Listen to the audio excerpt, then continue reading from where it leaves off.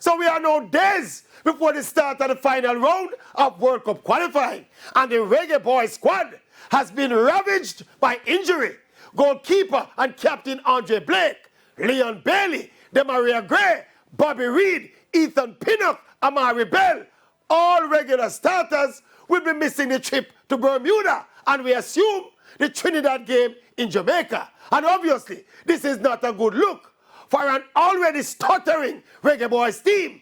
For any football team to be missing more than half of their starting lineup is crippling. And for a stuttering team, it is even worse. The saving grace for the Reggae Boyz continues to be we're playing Bermuda first and then Trinidad. On another day, it could have been Panama and Costa Rica.